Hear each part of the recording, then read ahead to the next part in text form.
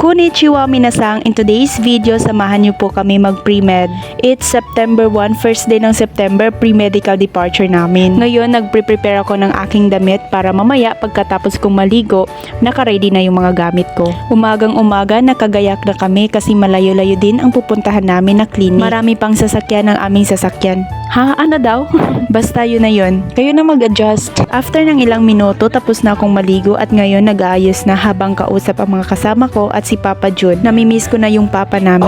Nakauwi na kasi sila last week pa kaya wala na kaming papa dito. By the way guys, hindi na pala kami kakain ngayon kasi naka-fasting kami today. Mamaya na lang kami kakain after ng medical namin. Hopefully walang pending sa amin lahat. Sabihan ko lang kayo guys kapag may result na yung medical namin. Ayan, before kami lumalabas ng GILTC, kailangan namin mag-log out. Kung anong oras kami aalis at syempre pag may log out, may log in din. Today po is a rainy day.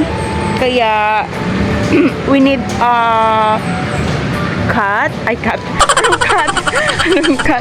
Cup po pala. Ayan, nakalabas na po kami. Buti nakakalo ko kasi umaambon pa pala.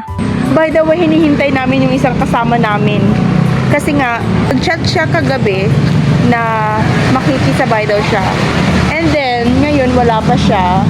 Kasi bagong gising pa daw. Sabi niya, bagong gising pa daw siya. And then, hinihintay pa namin siya. Kasi, nag-wash na lang siya ng face. Hindi na daw siya maliligo. Hi, Jezabel! Say hi! Ayan, si Jezabel. Ayan, nakita ko ang aking classmate na bumili ng kanyang pagkain. Dinamay pa talaga. Dito na lang namin hihintayin yung kaklase namin. Ito pala yung mga kasama ko guys. Umuulan kasi kaya nagchanelas kami. Why are you late? Wala na ganigo-ligo! Bakit tayo ay naka-block all? Ayan, nasa terminal kami ng tricycle. Agad kaming sumakay. And nandito na po kami sa tricycle. Ito po yung tricycle nila dito. Yan, ganito yung style. Papunta na kami ng terminal ng jeep. Ito po si Maresa. Si Maresa, wala na pong pera. Ito na, naglalabas na ng coins. Yan. Yung wallet niya, nag-keep up na. Oh. Tignan nyo. 5. Dito na lang tayo. 10. Nag-ano na. 14. Hindi, 13. Ah, 13. Sorry naman. 14. Tapos, ito na lang yung...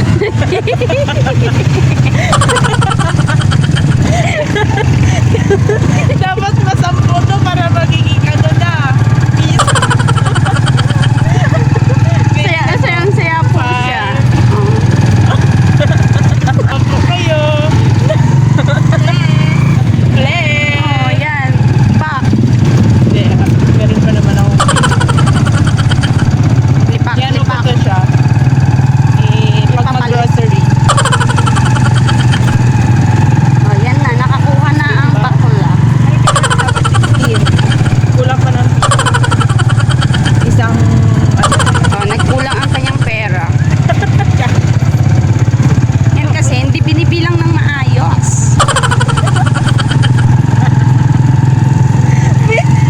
And now, nandito na kami sa MRT station. But before that, bibili muna kami ng ticket para makasakay ng MRT. Siya pala yung hinintay namin kanina bagong gising pala. At biglang nag-chat na kung saan na daw kami. At kami naman na hindi din namin alam na sasabay pa pala siya. Buti pagbaba namin ng elevator, nandyan na yung MRT. Hindi na kami maghihintay ng ilang minutes. At nung huminto na ang MRT, pumasok agad kami. Pagpasok namin, ang daming tao. Nagsikipan kami sa loob.